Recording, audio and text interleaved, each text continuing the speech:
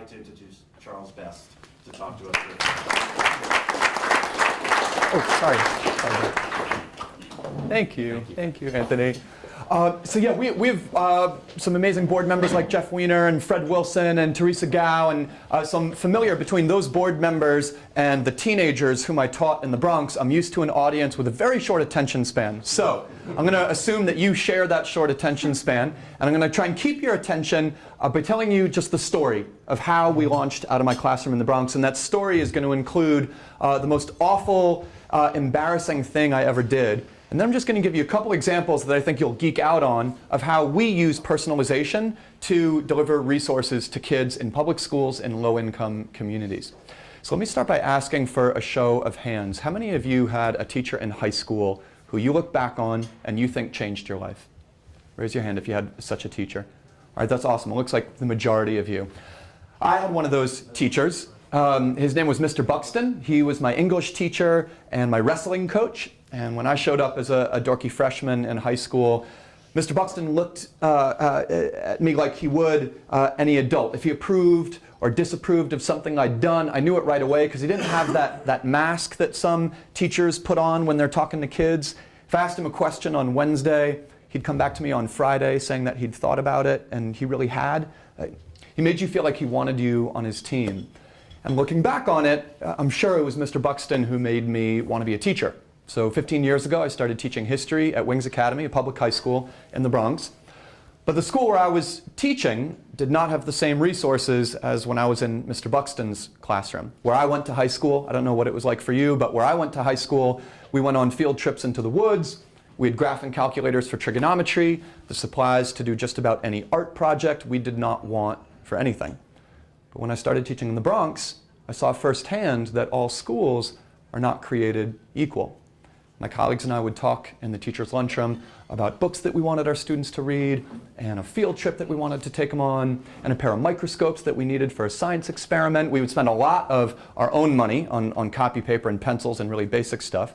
What I wanted for my students was Little House on the Prairie. Those of you who only saw the TV show might think I was dumbing things down, but those of you who read the book will remember that Little House on the Prairie is a gripping, unsentimental account of pioneer life. And my students, even those who had never left New York City, loved Little House on the Prairie. But the New York City school system was not about to underwrite a copy of that book for each of my students. So every day before teaching, I would get up at dawn and go to the copy shop that was open 24 hours a day, and I would make photocopies of that day's section of Little House on the Prairie for each of my students, which probably violated a lot of copyright laws.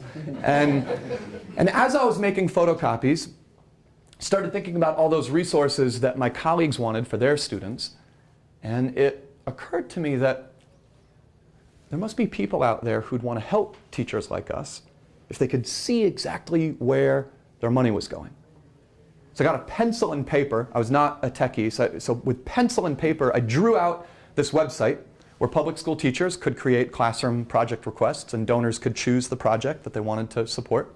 For $2,000, this programmer who had recently arrived from Poland was willing to code my pencil and paper drawings. The version 1 of our site was super rudimentary. The back end was one page that you'd have to scroll down and down for like 15 minutes to get to the teacher or the project that you were looking for. To process a donation, I used one of those black boxes that you see at the grocery store where if they can't swipe your credit card, they punch in the number and the dollar amount, send it over a telephone line. So it's like PayPal, but by hand, like manually. I was like manually, physically processing every donation. It was a really good thing that my students were helping to launch the site and get it off the ground. And then I had to get my colleagues to try out this site and post the first projects. Online giving was like, didn't really exist at the time, and so I had to like really persuade my colleagues to try out the site and post projects. So I don't know how it is at the companies where you work, but at the high school where I was teaching, if you wanted to get folks to do something, you gave them free food. So I asked my mom to make this roasted pear dessert that she does. My mom would roast pears with apricot jam and orange rind and spices, and let me tell you, they tasted something delicious. So I brought in 11 of these pears that my mom made, and I brought them into the teacher's lunchroom, and as my colleagues prepared to pounce, I said, hold up, there's a toll. If you eat one of these pears, you got to go to this new website called DonorsChoose.org and ask for whatever it is you most want for your students. Propose the project that you've always wanted to do with them. When Jeff Weiner, CEO of LinkedIn, heard this story, he was actually like captivated by this idea of like creating liquidity in the marketplace by way of free food. So the first teacher to eat the dessert was the health teacher at my high school, and she wanted to do a pregnancy prevention project for which she needed baby think it over dolls, which are life-size, life-weight dolls that cry at 3 in the morning and need to be fed and show a teenager what it'd be like were they to have a kid. The English teacher, he wanted to get his students ready for the SAT, so he requested test prep books. The art teacher wanted to do a wall-to-wall quilt with each of her students sewing a square, and for that she needed fabric and thread and needles. Those were the first 3 projects up on DonorsChoose.org, out of those 11 that my mom's 11 pairs incentivized. And my aunt, who's a nurse, funded the first project. And then I had to, but I didn't know actually any more donors to fund the other 10 projects. So I funded them myself, which I could afford to do because I was still living at home with my parents and they weren't charging me any rent, so I could spare some of my teacher's salary to fund my colleagues' projects. And because I donated to my colleagues' projects anonymously, they mistakenly thought that the website actually worked and that there were all these donors just waiting on the site to fulfill teachers' classroom dreams. That rumor spread across the Bronx, and teachers started posting hundreds of projects that needed a whole lot more money than what I could afford by living at home with my parents and allocating some of my teacher's salary. So I was in a really tough spot, not knowing how I was going to get these projects funded. But my students came to the rescue. They could see the potential of this experiment to change their lives at school.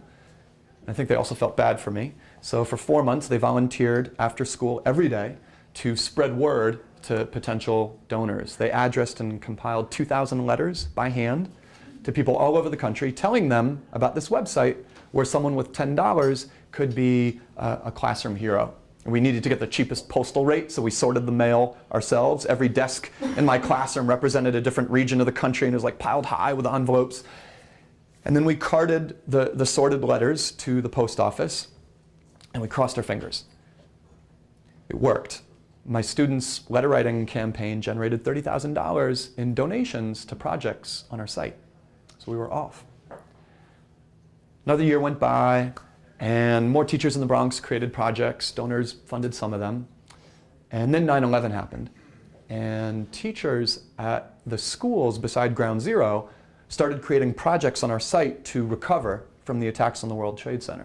There was, I remember, a high school teacher whose students' calculators were sealed at the disaster site, and their classroom had been relocated to a basement, and so she requested a new set of calculators for her students. There was a high school art teacher who wanted to bring in an artist from Afghanistan originally, so students could interact with someone from that country and learn about that country. There's a first grade teacher whose students had been saved by a particular group of firemen, and her kids wanted to thank the firemen who had saved them by doing a musical performance in front of their fire ladder company for which they needed musical instruments.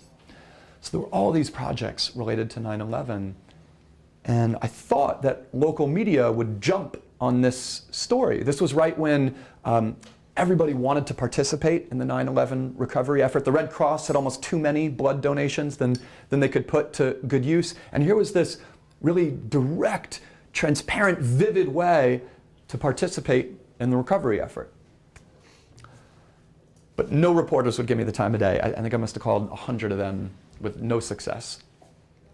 So I figured I better aim higher. Holy Grail at that time was the New York Times. They had this new reporter covering nonprofits and philanthropy. Her name was Stephanie Strom. I figured if we could get Stephanie Strom of the New York Times to do a story about our experiment, then we'd have a shot at big time impact. So I put together a package of materials, and I mailed them off to Stephanie Strom at the New York Times. Waited a few weeks, I didn't hear back. So I called her up, and she was nice to me on the phone, but she said that we were awfully small potatoes. She said, if ever I do like a listing of online charities, which at the time was a new concept, maybe I'll find a way to like put you somewhere on that list, but but I'm afraid you're not exactly newsworthy. Damn. So then I found a directory of the top people at Newsweek, and I called the senior editor Jonathan Alter. I called him first because his last name started with A, so he showed up first in the alphabetical directory. So I was like, all right, I'll call him first.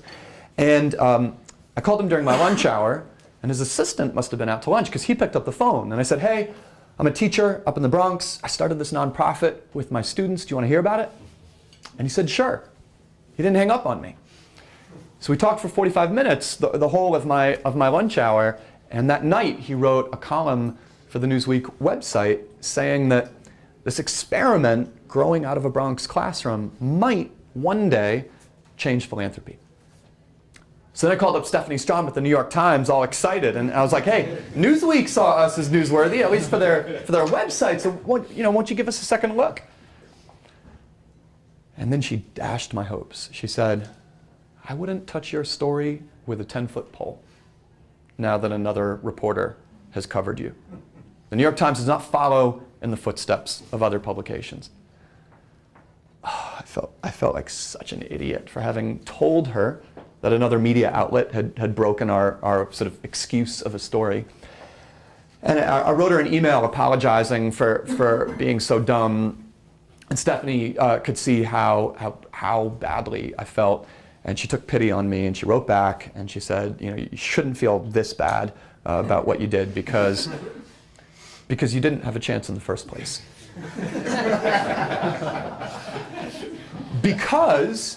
Because her editors had asked her to focus strictly on charities responding to 9/11. So there was my last opening. I spent the weekend, I crafted this email to Stephanie Strom telling her about all the projects that Teachers Beside Ground Zero were creating on our site focused on 9/11 recovery. And I called her up, I called her over the weekend so I would go straight to voicemail and I wouldn't interrupt her while she was on deadline. And I said, hey, this is the last time you will ever hear from me. If you could just read this one final pitch. So Monday I was back at school teaching and I checked my email in between periods. And Stephanie Strom had written back. She wanted to come do an interview for a major feature story in the New York Times. So let me tell you, I was like over the moon. My parents raised me to be humble, but this is the New York Times. It felt like the skies had opened and I just had to shout. So I forwarded Stephanie's email to my friend and I said, guess who said she wouldn't touch our story with a 10-foot pole and now wants an interview? That's what hustling will get you. I talked all kinds of smack. I beat my chest. I thought that I'd hit forward.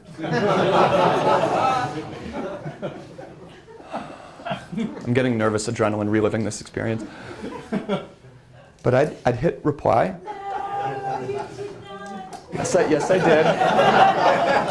And the moment I realized, I yanked the cord out of the socket to try and turn off the computer. But I was too late. I sent that trash-talking, guess who said she wouldn't touch our story with a 10-foot pole and now wants an interview email directly to Stephanie Strom, philanthropy reporter for the New York Times. So naturally, I sent her another email apologizing for being so dumb.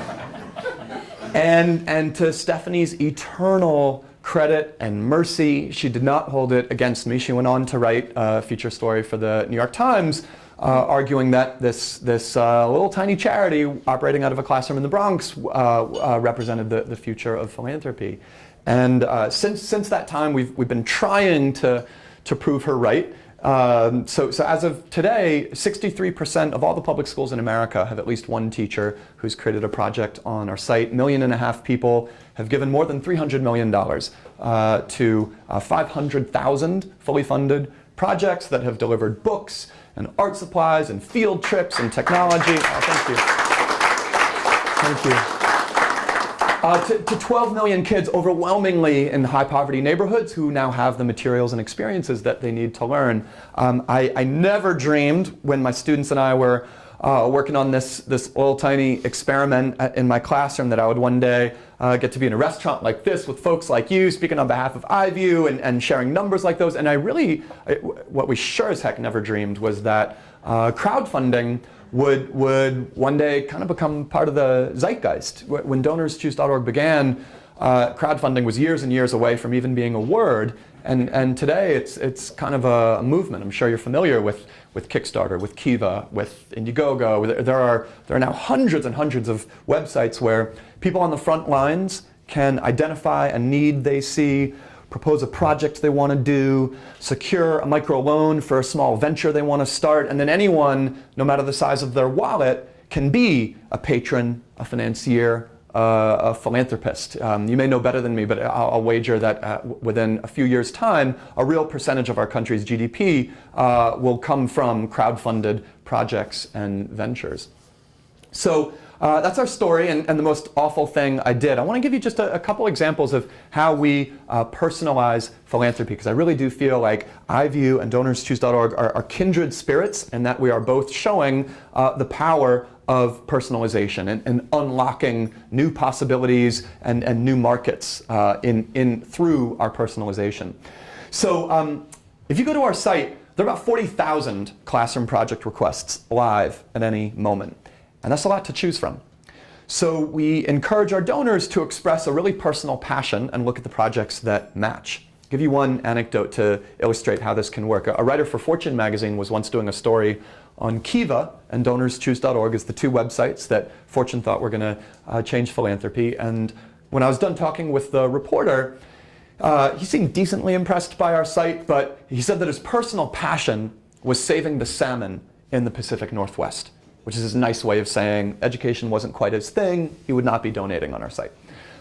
But before I left the room, I did a keyword search for salmon on DonorsChoose, and up came 5 classroom projects focused on saving the salmon in the Pacific Northwest. The second result was a project from a teacher at a public high school in Oregon who had created a salmon hatchery in the river flowing by his school, and he needed hip waders for his students to maintain and build out the salmon hatchery that he had built. The top result for keyword search salmon was a project from a teacher on an island off Alaska, teaching in a one-room schoolhouse.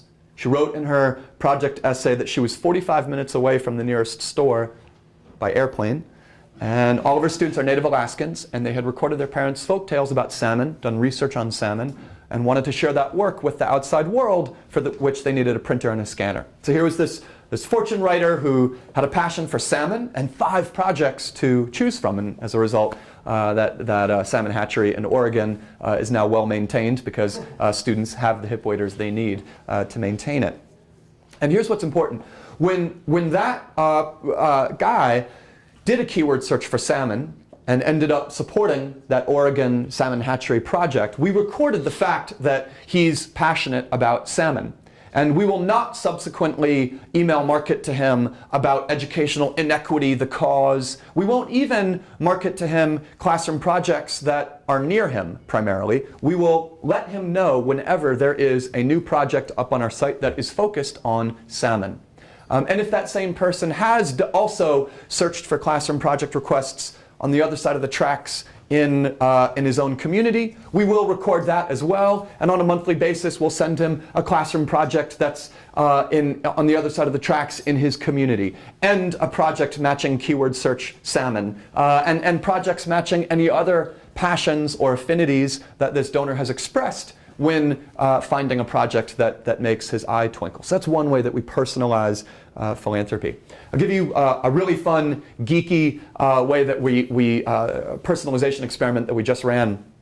We got excited about this a new book called Drunk Tank Pink, which is done by this marketing and psychology professor at NYU. He's talked about all the psychological cues that you can use to boost conversion and giving. And one of the things he found is that you are much more likely to donate to hurricane relief if the hurricane shares your name. Even if simply the first letter of the hurricane is the same first letter as your name, you don't share the first name, but you share first initial, you're far more likely to donate to hurricane relief for that hurricane. And so that sort of got us to thinking, and we were like, whoa, we've got 40,000 projects live on the site at any moment. We've probably got, 20,000 different teacher names represented on our site. We ought to match donors with teachers who share the same last name. So on Valentine's Day, we sent an email that said, roses are red, violets are blue, give to a teacher with the same name as you. And we would then, underneath that poem, say, there's a teacher, if your last name is Michaels, we would say, Mr. Michaels, a teacher in Memphis, Tennessee, has a project live on our site right now that we hope you'll support. And if you have one of the 10 most common last names, then we'll actually use first name as the basis, because you're going to be like, whoop-de-doo, you found a teacher with the last name is Smith, like, you know, what a surprise. So if your last name is Smith, then we'll base it on first name, and if you have one of the 10 most common first names, then we'll revert to geography. And what we were able to see was that as strong as geo-targeting is, as powerful as it is to say, hey, there's a teacher who's a mile from you who has this specific need, we saw a 220% greater conversion comparing hardcore hyperlocal geo-targeting. We did 220% better than that when we matched you up with a teacher whose last name is the same as your last name, even if they were 8 states away from where you're located, even if the project that they were submitting was topically totally different than what you're passionate about subject-wise. So we're also now just rolling out a notification that on your birthday, because of Facebook Connect, we know the birthdays of about 20% of our donors, and so we'll let you know about projects from teachers who are also celebrating their birthday on the same day as you. And we're excited about the potential there, because you know how, right, like if you meet someone who shares your same birthday, that's like way more awesome, and you feel like way more kinship than if you even share the same last name. So we'll see the impact of that. The third and final way that we personalize is the feedback that every donor gets from the classroom. So no matter the size of your donation, you get photographs of your project in action, a thank you note from the teacher, an impact letter describing what students are learning. Students handwrite thank you letters to their donors, and the handwritten thank you letters go to donors who've given $50 or more. And our donors get to see and feel the impact that they've had.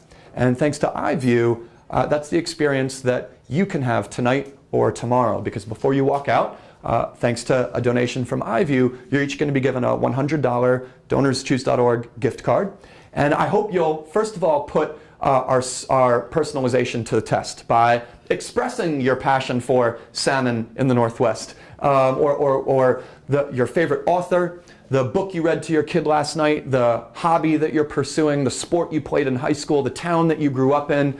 Express that personal passion, look at the classroom projects that match, and then anticipate the ability to develop a relationship with the classroom from whom you're going to get photographs and thank you letters that show the impact that anyone, no matter the size of their wallet or the volume of their resources, can make. So thank you for your time, and I think we might even have a couple minutes for Q&A.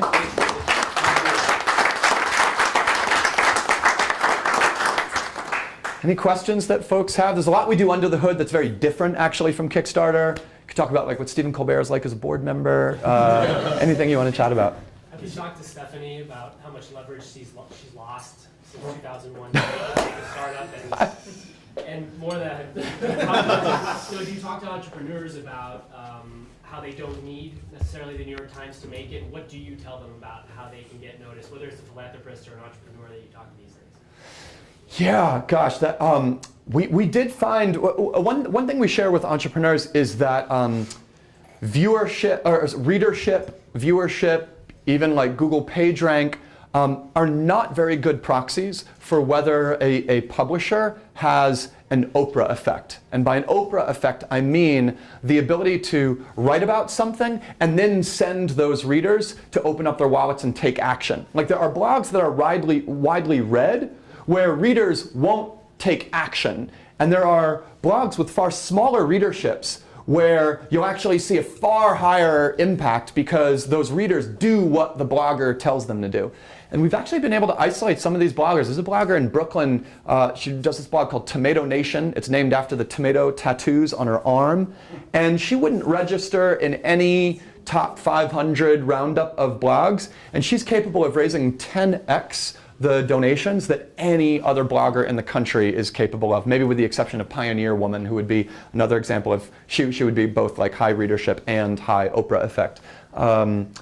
So it's a long-winded way of saying that there actually are a handful of bloggers we're able to recommend to entrepreneurs who we've identified as ones that possess the Oprah effect, even though they wouldn't register in most top 20 lists of reach.